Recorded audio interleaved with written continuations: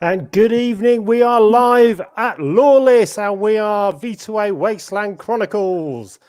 Hello, everybody. Evening. Hello.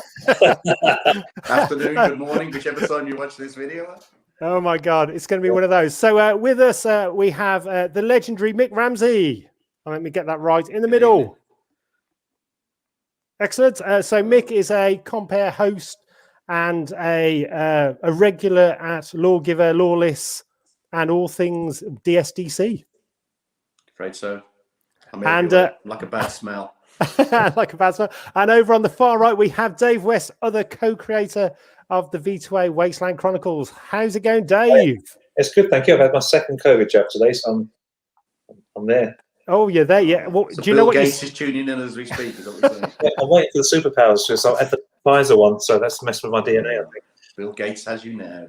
It's got me on the phone anyway, so it doesn't really matter. So just to start off then, guys, so what it is, you've probably seen me and Mick at a lot of the Lawless Lawgiver shows. We are both massive 2000 AD fans. I'm normally hid behind the Mega City 1 Riot helmet, dishing out the trouble, and Mick is normally at the bar. Is that a fair one? It's the safest place to be, I think. It really is. So as well as being massive 2000 AD and Judge Dredd fans, we've also, my day job, I am a post-apocalyptic rock band. Oh, well, hey, Dave's even got his own. Very nice touch. And Dave over on the right-hand side runs the amazing Accent UK comic company in the UK, which is amazing. So we decided to come out and have a go and wrote our own graphic novel. So before we get into the interview, let's have a quick spiel and play the video of who's in it and what it's about.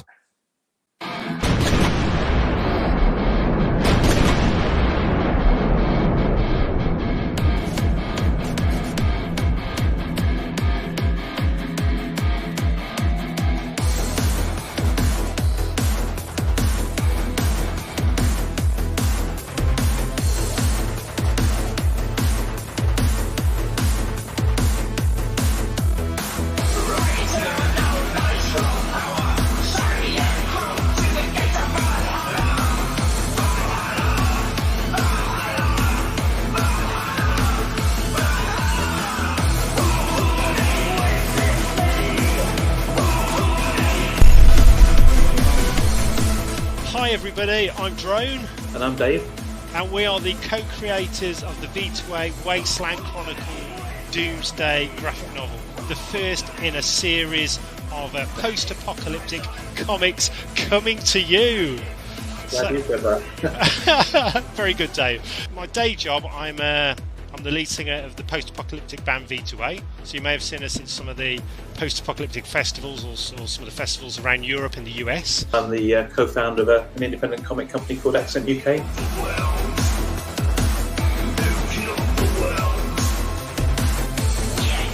Best people in the comic industry to work on this comic. Friends and also people we really admire and absolutely love their work. So first of all, we've got the legendary PJ Holden from 2000 AD, Vlad, and Vlad is actually the V2A artist. We've got Matt Soft doing the colouring, 2000 AD, and I think Heavy Metal.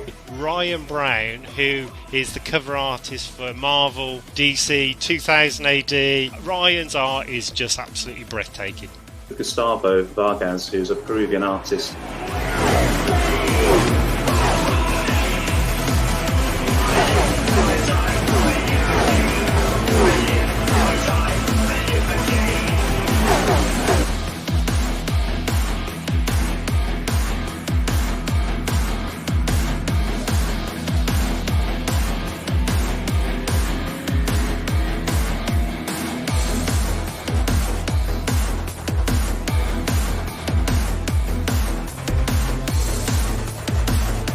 Guys, we really do need your support to help make this comic a reality. So please check out the epic rewards over on the right hand side, which include everything from limited edition, signed, very, very exclusive and uber collectible.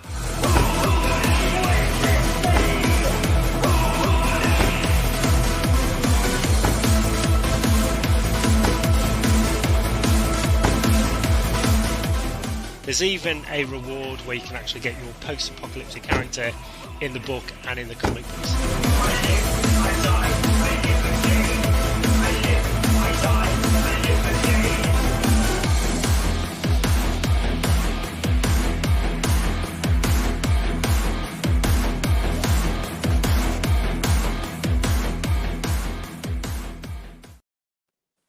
And we are back. Very good.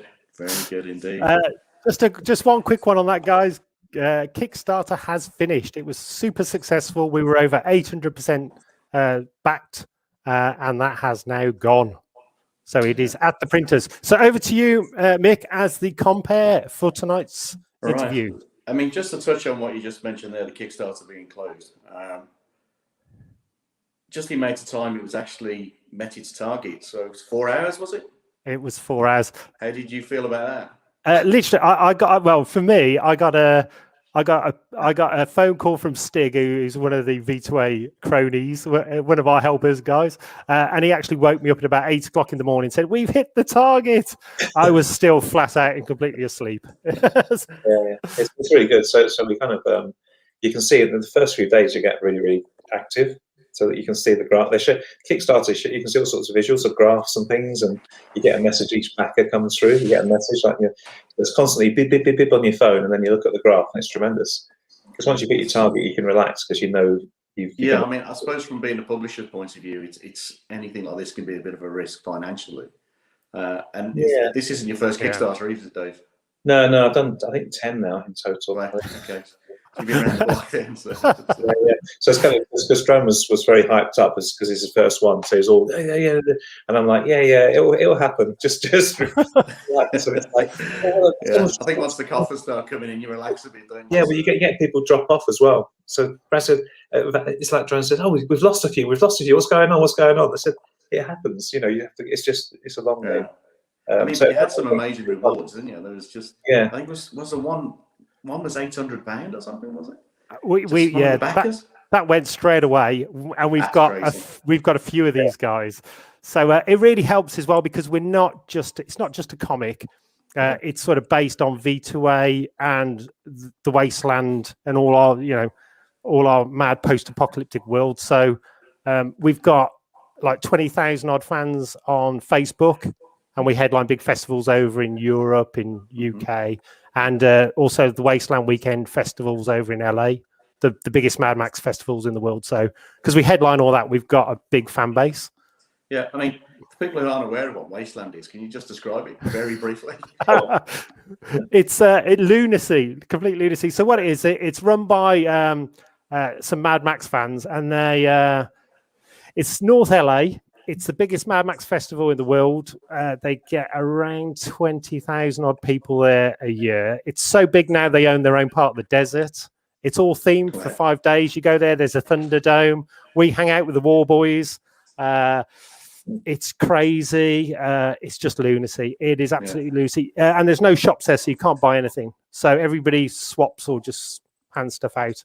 It's awesome. It's like no other festival. Glastonbury without any stalls to me, but yeah, exactly. But there's cars, trucks, flamethrowers, and about 20,000 nutters.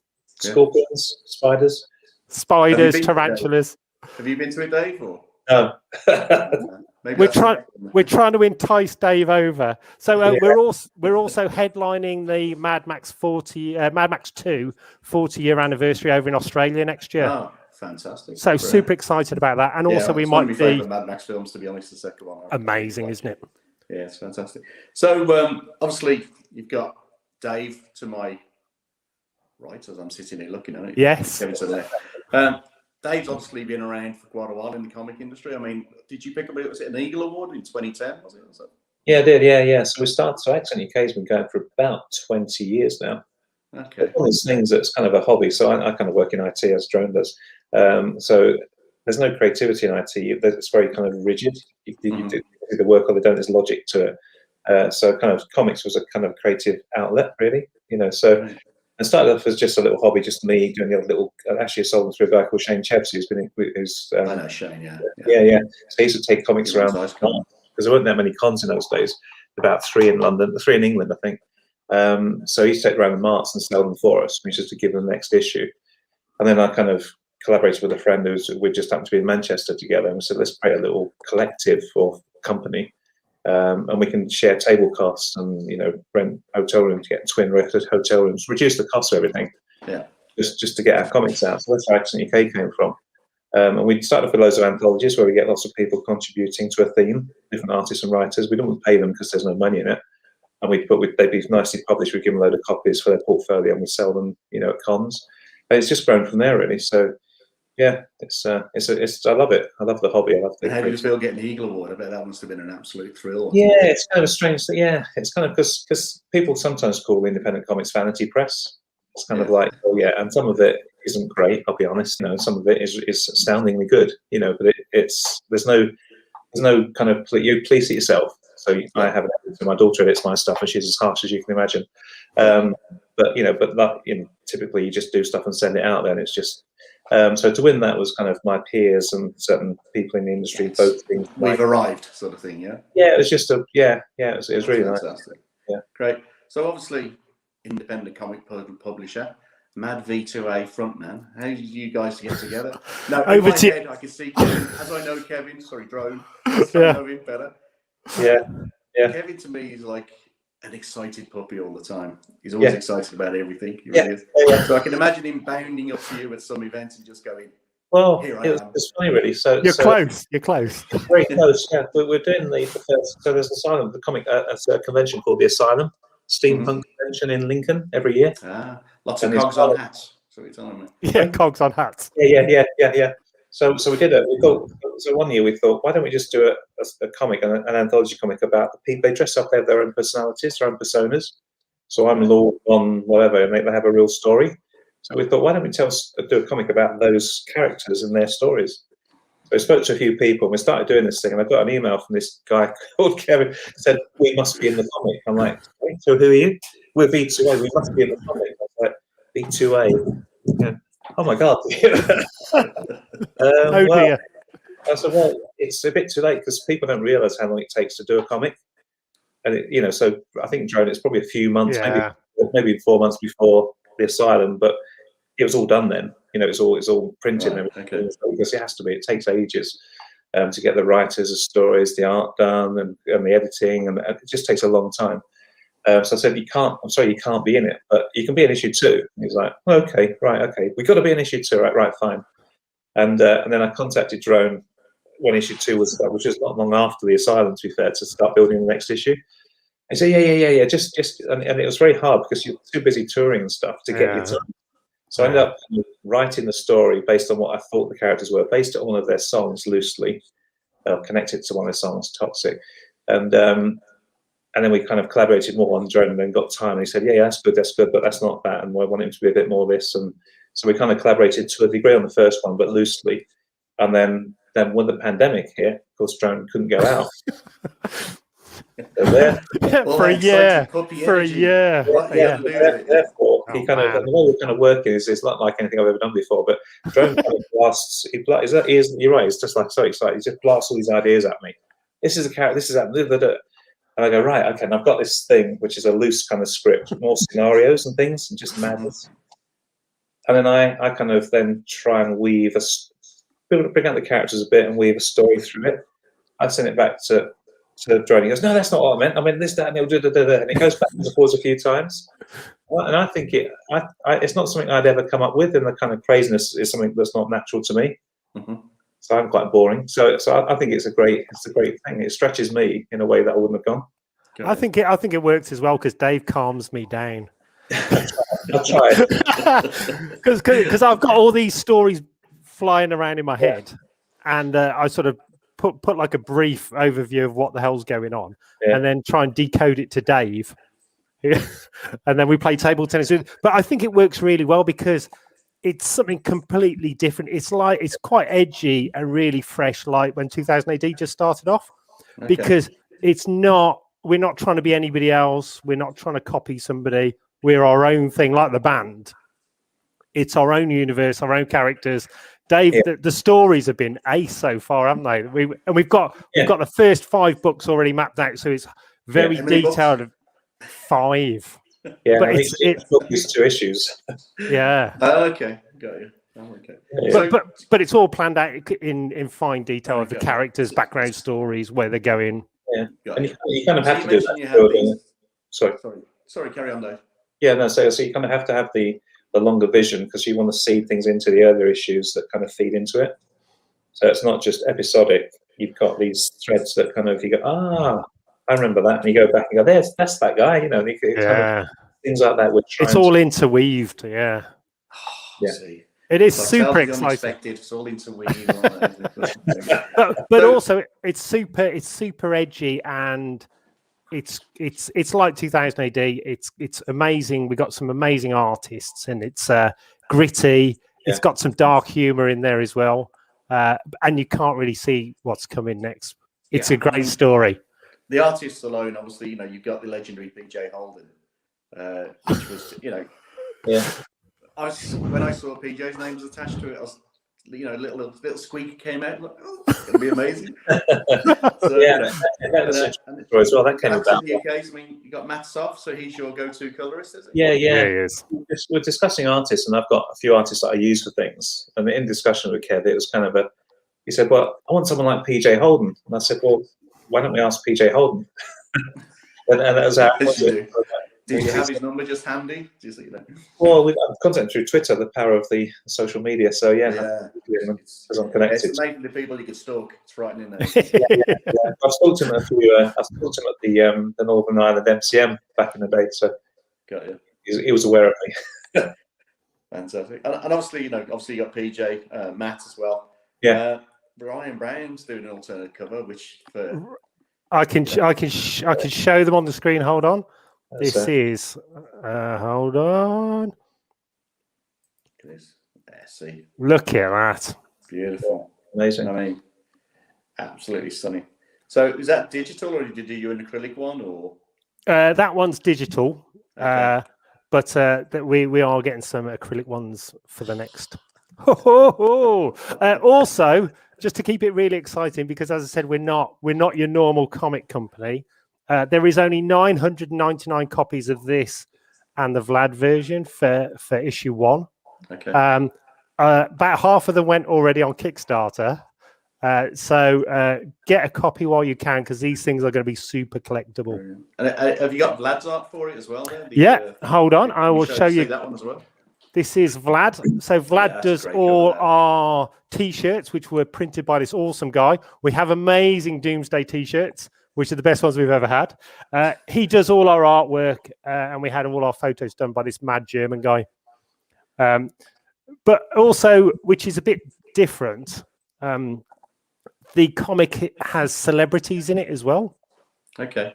Do you want to go through your amazing list of celebrities then? Because last time I met you, you had a little sit down at a bar by a river, and it was amazing.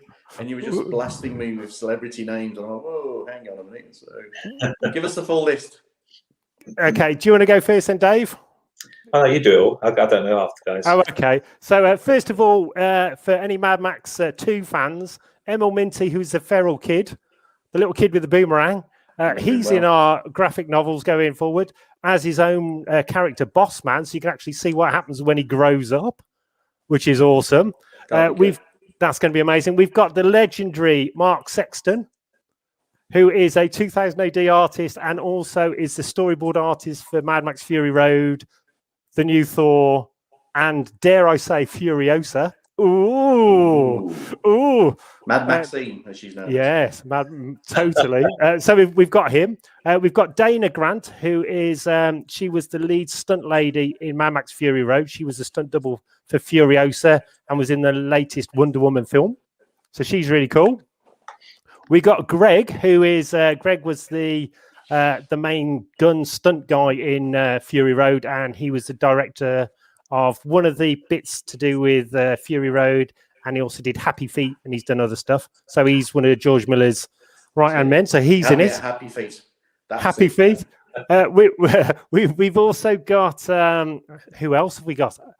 We've got Jared. We've got awesome Jared guy, Jared Butler, who owns Wasteland Weekend. So we have the backing of him. His brother, by the way, won an Oscar for 1917 His brother did the special effects. He's a special okay. effects guru. So he's on the team. And we've also got, we thought we need some sort of 2000 AD involvement on here. Some sort of royalty. Some sort of royalty. Yeah. And we've got this vision of some sort of like post-apocalyptic night kind of thing. So who else, who's not been in his own comic, who owns Rebellion, and who's in ours? Yes, it's Jason Kingsley. Sir Jason Kingsley. Sir Jason Kingsley, OBE. You have to stand up and salute for that one. Or not? It is amazing. So if you see this is the front cover. If I just shoot down to the back cover, we've got some. Look at the comic you just missed. Oh.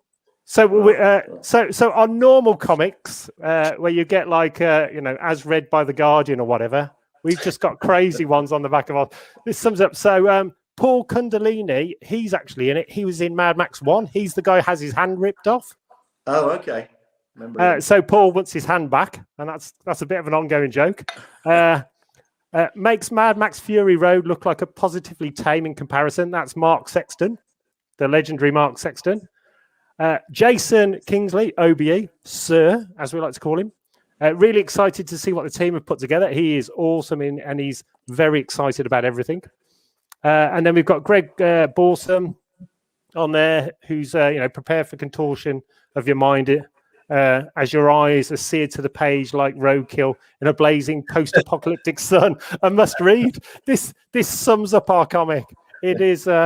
It's. I think the final comment on the back is the one for me. I've got to say. Oh, the one. Buy or die by mechanized. I can actually hear mechanized voice in my head. In a German voice. Buy or die. Definitely. As you can tell, we're not doing things like anybody else. We've got our own top trumps. What other graphic novels got their own top trump characters? I happen to have a set of those, which was... You did. These are super collectible as well. They are only available... About it was was just going for all the artwork and having sort of like a sneak peek. A sneak peek. So I was like, yes, I could see all this and the other. Yes. So again, this was just for certain people on the Kickstarter. These will be available from the shops and from Accent UK and V2A. Apocalyptic top trumps. Amazing. Awesome. Ideal Christmas gift for all the family. It is definitely. So obviously you mentioned you've got like 5 stories in total? Yeah, so far. So and as Dave sort of hinted on, you've been sort of bandying backwards and forwards for quite a while now.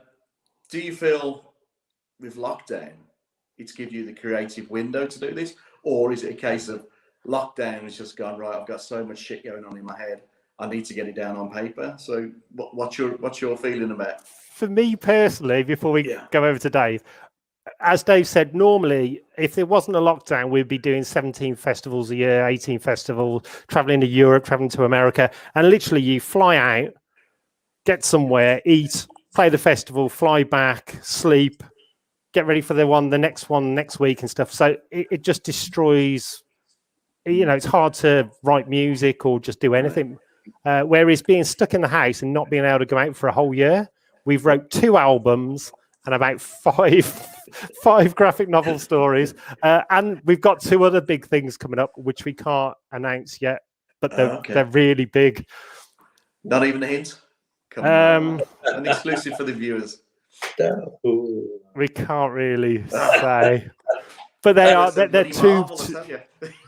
two really big things. All right. And it all fits together. It's all one world, so all the characters and everything interweaves. And so the same sort of question to you then, Dave. So how's lockdown? Does it sort of give you a better window to get this stuff organised, or has it been a pain in the backside? Yeah, it kind of has a bit like January. So one that during the convention season, so Comic Cons, we do. I think we did about 18 one year. We do. There's a lot of them, and in the peak of it, you kind of getting over one. You may take a day off either side to get there and back again, and then you're doing again next weekend. So kind of, and also with the convention circuit, you tend to try and get a comic aimed at a convention. So you feel like you need to keep producing these comics. So what we've been able to do with this is tell bigger stories, do a bigger comic that doesn't have to be aimed at a certain convention. Yeah. I suppose you're always trying to hit a deadline to get it out to the convention, aren't you? Yeah, because if you miss it, you kind of. So we try and have one of the comics called Kia Wordsmith. We try and have one of those every year. So if I go to a convention next year, you'll get a new issue. You know, Right, so okay. there's something for you that you haven't got. Other things, you know, they're too big. So I've ended up putting out comics rather than doing a collection and selling it in a trade, because a trade would take 3 or 4 years to do, and people just don't see anything for 3 or 4 years. So this has meant that I've had the time to kind of rewrite some of this stuff and produce it into a graphic novel and get the artist extra pages and things. This is other comics I'm doing. But with V2A, you know, it's actually having some time with Drone to actually focus on this thing. It's not off to Germany or off to America or wherever, you know. But I think we've done really well now. So the first book's done and at the printers. The second one is with PJ, with the artist, and the third one we got some other exciting artists on board. Yeah, the third one. So what the beat we're trying to get into is a 2-part story, and an issue where we explore. There's little short stories in it where we explore a lot of the other characters. Okay, cool. Build that kind of universe of characters, and then the next 2 issues will be another story, and then we'll do another collection of stories just to build things out, and also continue some of the stories of other characters you might have seen in the earlier one. So we're trying to, but that way we can have one main artist, so PJ, doing 2 big stories, but whilst they're doing those, we can get other artists doing these shorter stories, so we don't, you know, it buys us a bit of time. There's a bit of world building going on then. Yeah, absolutely. Super world building. Sounds amazing. That's part of the fun of it. So, Kevin, where did the ideas come from? In my head. Yeah, I mean, so it's being sort of plugged, I suppose. It's, you know, it described as Mad Max meets the Suicide Squad. Yeah. Now, what sort of mind comes up with that? well, one of the things we do, if you've ever seen the band V2A live, we headline a lot of post-apocalyptic festivals. Yeah, so unlike steampunk ones where people walk around with a top hat, these are fully immersive. Don't forget the cog. With a cog. These are fully immersive sort of Mad Max post-apocalyptic festivals where people have got their own characters and all this kind of, and their own identities. So there's a lot of things flying around in your head, and especially when you're writing music. I always think visually about like a story and then write the music to it. If that makes any sense. Okay. Sort of when I write music, I think visually and then sort of go off and make a song about whatever I'm thinking about. So I've always had that kind of creativeness, but never had somebody as good or to work with like with Dave to actually help funnel it into listen a to your graphic mad novel. Ramblings. Is that what you're saying? It is. So even on a comic. So let me see if I can just show you another quick sneak peek of just something. So there is a map inside the book, and this is quite important, but some of these places actually exist. So Haven Outpost is our own post-apocalyptic festival, which we're running in the UK. Junktown is a massive festival over in Czech Republic. So you can go there and actually meet some of the characters out of the book, and you actually can physically meet them. Yeah. Again, you know, there's Uranium Springs is another one. We got Wasteland and all the rest. I can't let too much on, so let's go back onto this. Whereabouts is Hobbiton on that map? It looks yeah, where's Bilston? But so it's very immersive, and as we're playing festivals and writing music, I'm banking up stories constantly in my head. And this is why it's not like, as Dave said, it's not just one story, it's world building. So it's like it's like 2000 AD with all these mad diverse characters, but all chucked in one world, and they can interact with each other. So you know about these how cool is that? Festivals like Junktown, etc. Yeah. So these guys that go for the whole weekend, is it sort of like a role play thing? Sort of, but it's more about drinking and partying. Yeah, the DSDC would love that. So it's not LARP or anything like that. But I'm just trying to see how far they carry it across. They carry it completely. Yeah. So for example, if you go to Wasteland Weekend, some of our Warboy buggies are 80 grand for a buggy, and then we've got like 6 of them in the one tribe. You can go have a go in a real Thunderdome. You can then walk into a casino or bar, and it's all just bottle tops. So it's like, you know, with Fallout. So you buy drinks or you just swap stuff for bottle tops. And have you taken any of these? So it sounds like you've taken characters that or people that you know as characters. Some of them are actually in it, and they're fully behind it. So we've, as well as the band and the cult of V2A, which is our crazy fan club, and all that lot. Some of the characters from some of these different places are actually people you can meet at these festivals. Who are, you can go and have a chat with some of the characters out of the comic. It's totally different. It's world building, and some of the options we gave on the Kickstarter is you could get your character put into the storylines, actually exist in that world. That's amazing. Like, as I say, there were some amazing stretch goals on it. Sorry, packages. Sorry, stretch goal. Just amazing. And the stretch goals as well. I've been watching them come through because obviously I personally have backed it. I think I was number 40. He said. Oh, excellent. So it's great to see the stuff that you've got from stretch goals. It's how do you come up with these ideas? Because obviously you want to push the comic as much as you can, but you want to sort of get people to keep contributing and just engage with it. To be honest. So is this something that the pair of you went, right, what can we do now for the next one? Or kind of, yeah. So the art cards work really well. So the other Kickstarters I've done, they look beautiful. They're kind of interesting. It's nice to see other artists' versions of your characters. So it's kind of so it does work really well. The other, the one that we came up on this one, which is new for us, was the colouring competition one. So one that we'll give a nice prize. It's but that's new, and I've used that in the next keywords. How's that going to work then? People have to send you photos in it, or well, it can be digital. Yeah. It can be coloured in and things. They can bring it to us at cons, but work that out. And is there a prize? Oh yeah. What is the prize? Have you decided what it was yet, or? I don't think we have yet, but it'll be something amazing. I think there is. Yeah, we did talk about them being one of the central characters in one of the issues, didn't we? So, I think they're definitely. We'll do something special. It depends who the person is and how comfortable they are with things, which is why we can't assume they want to be in a comic. Individual PJ Brown, PJ Holden. Sorry, I got me Ryan Browns and me Holdens. But also because we're doing it from a sort of a fan point of view, not from like a money making thing. That's the last thing on our mind. It's purely about making awesome stuff. Yeah. So we are creating something completely different, and there's like a doll in it which has a special key thing, and we've actually had those built.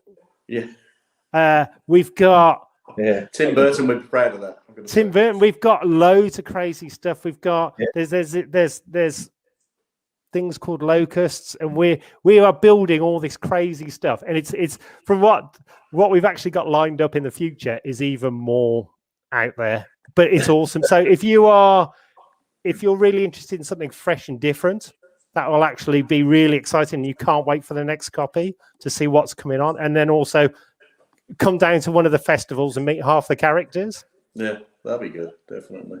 So it's like DSDC, it's like the Judge Dredd drinking club, but you dress up as Mad Max. Come down and meet some characters. Is that what you come down, be your own character, get drunk and have fun. There you go. So you say so where are we now with it now? Is it actually at the printers, is it? Or?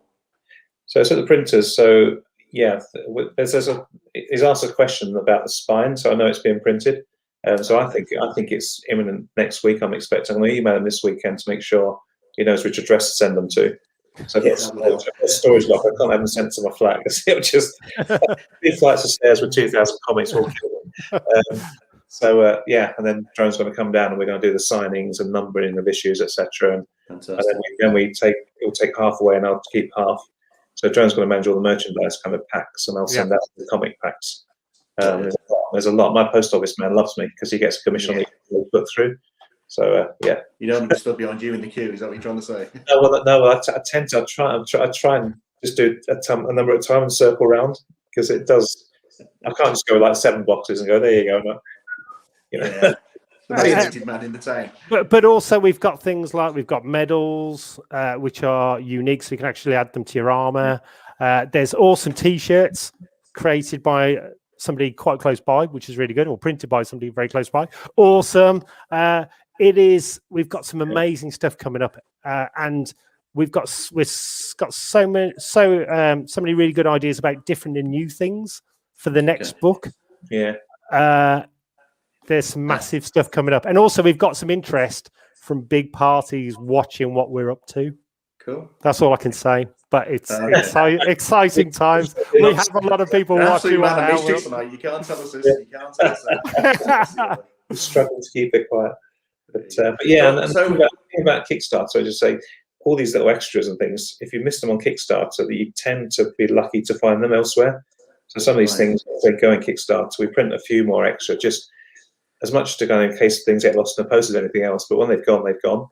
Okay. You know, it's that kind of thing. So for anybody who missed the Kickstarter, how do they go about getting hold of the copy? Well, what we're going to do, so the Kickstarter lot is, as Dave said, is off to the printers. As soon as it comes back, we're probably going to spend next weekend posting them all out and writing on them and numbering them and all that fun. Once they've all gone out, probably about a month after that, we're going to do a 1 month only on Indiegogo because we have quite a lot of fans on there. Okay. So we're going to run something very similar. So you have 30 days, if you did miss it, to grab a copy or grab one of the tiers. Yeah. There are only, as Dave said, 999 of the 2 different variations, and we've already sold half. So so get on Indiegogo if you want it.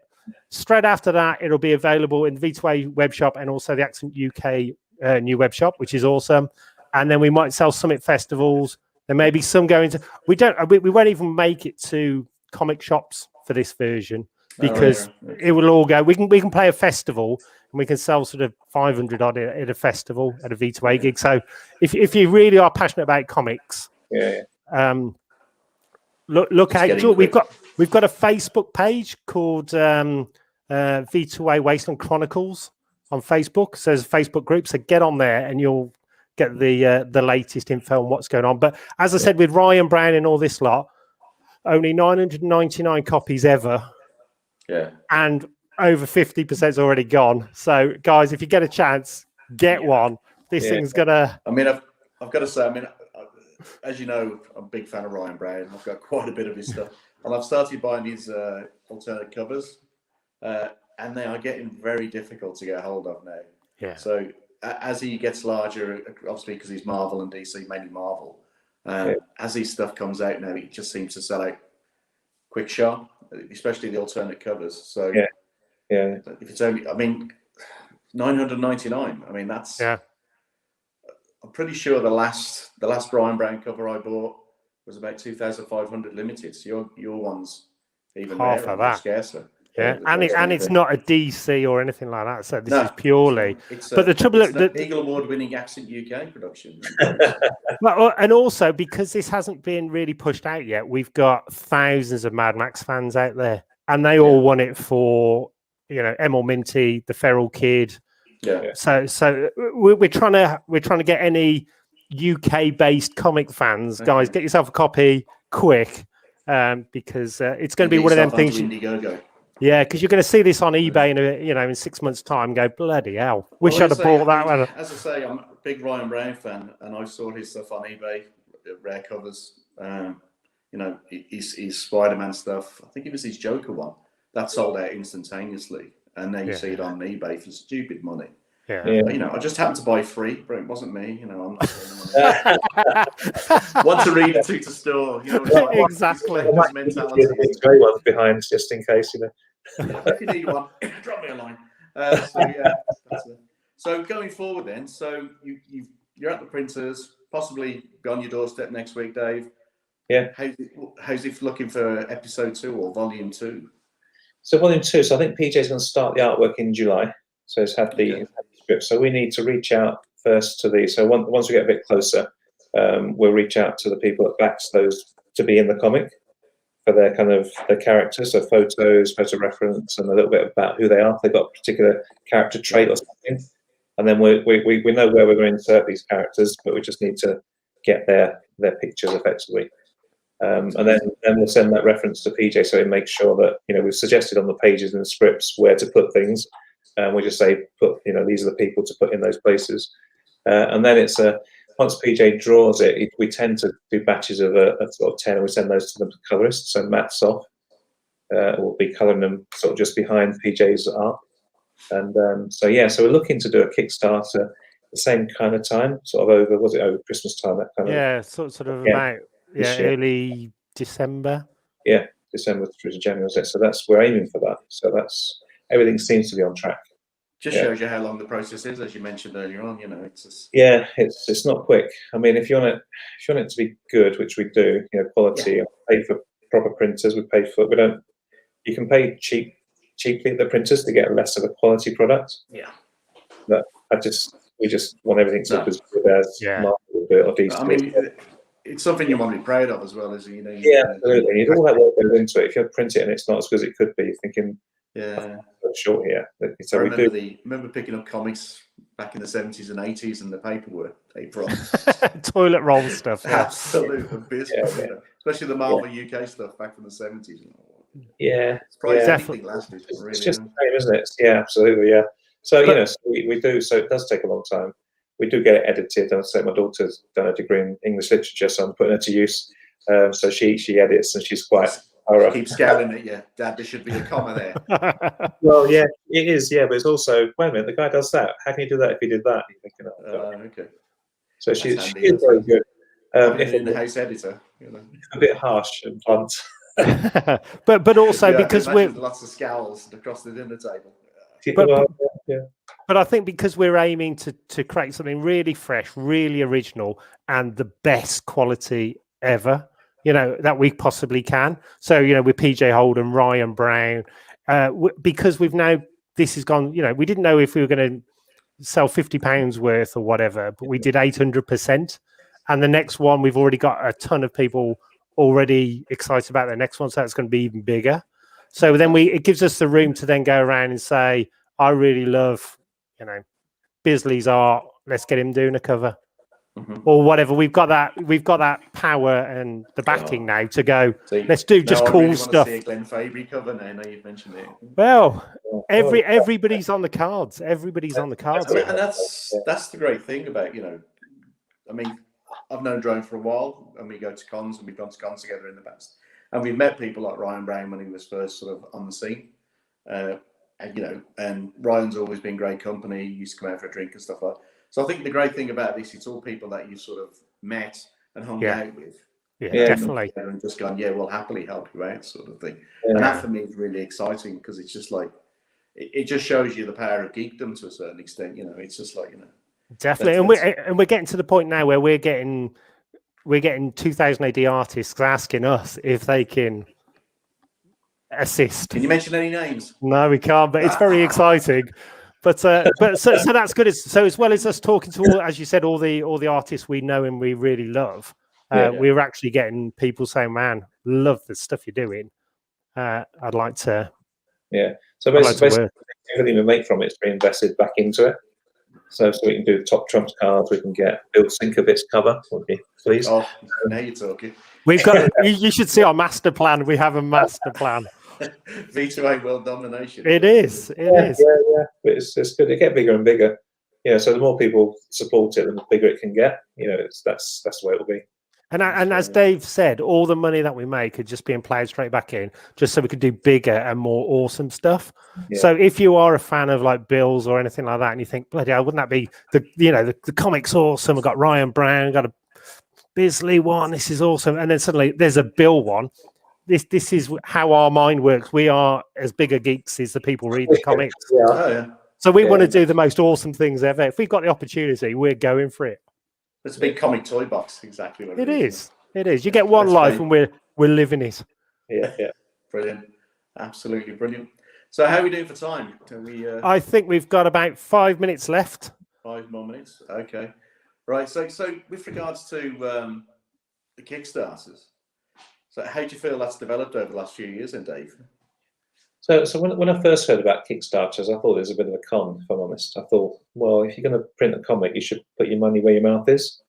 Okay. Print the comic and invest in it yourself. But it's a different thing. I got it completely wrong. It's kind of because you're building a community of people that back your work. So we've noticed over the 10 I've done, we're kind of picking up people that start to back everything, because they clicked onto, and it could be like a Western horror, which is the Western noir we do, Kid Work, which is a fancy thing, and V2A, which is opposed to completely different genres, different topic, completely different.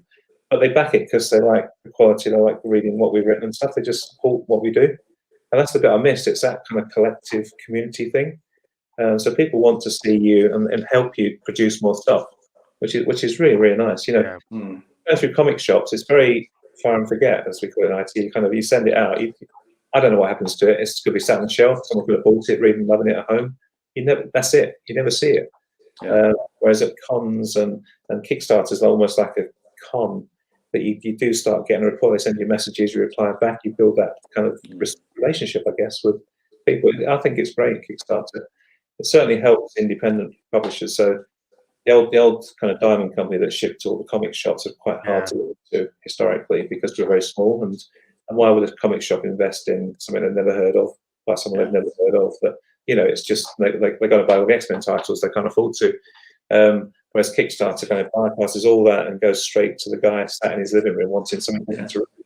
And I think especially from our side as well. So because you imagine with V2A, we got like 20,000 fans around the world, and we play big festivals and headline big festivals. So this is a new thing for some of these guys. Some of these guys have never read comics or not really into comics, but they like V2A, and suddenly, gosh, I can have my own character, and it'll be in that world, and it'll be on the Wikipedia page, and I can exist in this whole thing with like the feral kid from Mad Max 2. You know, even Jason Kingsley's so excited. To, you know, because he's a massive Mad Max fan, but it's like once in a lifetime chance to get involved with something really out there, totally different to everybody else, and be part of it.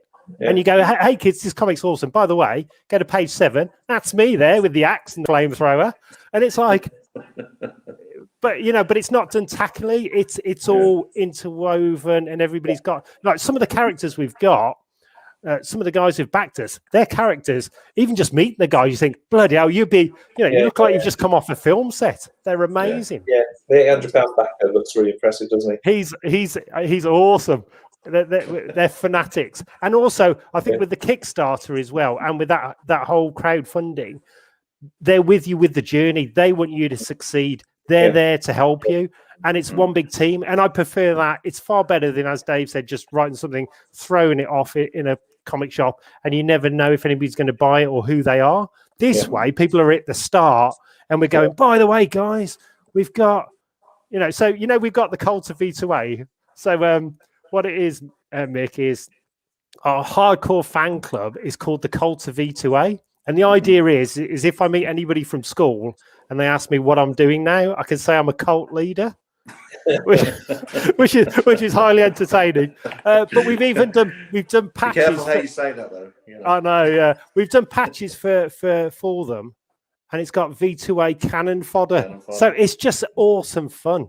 It's immersive. It's comes together. It's everybody works as a team. It's very inclusive. We get nutters from America, Japan. We're touring Japan next year. We're over in Australia with the Mad Max thing. We might be doing some stuff for a film over in Australia at the moment. For a certain film. For a certain thing. With a bloke who was in Thor. Yeah, so all very exciting. But it's just, and because they all know we're massive fans. Yeah. And then it's sort of, it spreads like a virus. It's awesome. The other thing that's really interesting is the Mad Max Museum, isn't it? So we all have comics on sale in the Mad Max Museum. Oh, wow. Yeah. I mean, that's going to be awesome. Wow. We're going to have a special cover. So what again, the Mad Max Museum, awesome. It's AD is the bloke, is a guy from Bradford, saw Mad Max 1, saw Mad Max 2, loved it so much. He moved his wife and family over from Bradford to Broken Hill in the middle of nowhere in Australia. Some TV company phoned him up and said, why are you over here? Because he had he built his own Interceptor. So he used to drive that around Bradford, an Interceptor. As you do. And he said, I'm going to open a Mad Max museum. And of course, because it was a TV company, he felt he then had to go and do it. So he actually, you've got this mad guy from Bradford in the middle of, Australia, New South Wales, with the Mad Max Museum. So again, we're going to have a special version of the comics with a Mad Max Museum cover, only available there. Yeah, awesome. Brilliant. We're just anything we can think of it, which is really cool. Yeah, we just do it. We do. Cool. We do. There's none of that. Oh, it's going to cost money or what? Sod that. If it's really cool, you get one life. Do it. Excellent, brilliant. So obviously now we're all virtual and lockdown's coming down to an end. Have you got any cons planned to take the out on the road, push it down the road, or anything? Well, the one that's for sure, as far as we can, is Thought Bubble in Leeds. Okay. So that's a big comic con. That's a real comic con. That's massive, isn't it? So, yeah. When's that? Is it in November? Is it? Or? It is. It is. Yeah. November in Leeds. Lovely. Well, it's not. It's Harrogate now, but very close to Harrogate. You are. Yeah. Correct. Yeah. It has moved. So it might be. There'll hopefully be some MCMs. So London and maybe Manchester. I've heard talk of. But how they're just such. They could work because they're in the massive Excel centres. They're massive venues. So if they spread things out, it's almost like being outside. But I'm not quite sure what the numbers will be allowed and things. But so definitely Thought Bubble in Harrogate, not Leeds. Yes. I believe that's November. Yeah, and that's possibly MCM. Yeah, and that's all we have at the moment. Some of the smaller ones have already kind of moved it a year, so they keep jumping years. But we'll go to any that we can get to. Busy back end of the year, then, definitely. It kind of might happen in Lincoln in August bank holiday. Yeah. Okay. Oh, is that where we're playing? Yeah, so that's that's likely to happen, which is a really nice. It's completely different to a Comic Con. It's completely different to anything else I've gone to. It's a nice place, a nice event. So a quick question to Dave. What was what did you think the first time you saw V2A play live? Because we do Chrome people, we have snow cannons. I was shocked, I think. He kept threatening to get me out. I was helping behind the merchandise. It's definitely an experience, isn't it? He kept threatening to get me up on the stage. I'm like, I'm not going to go up on the stage. I mean, my God. Anyway, it's awesome. It's just full on. It's full on. And so typically you get people going up on the stage and then the bouncers get them off. These guys, they just run around and do what you like. You can't. Everybody's out for a good night at a V2A gig. Chaos. It's just mad. But great fun. And we've got when we do get going again, we've got about 20 odd festivals now, but they keep sort of moving. So we don't know when they're going to. We know we're booked and we know they're all over the place.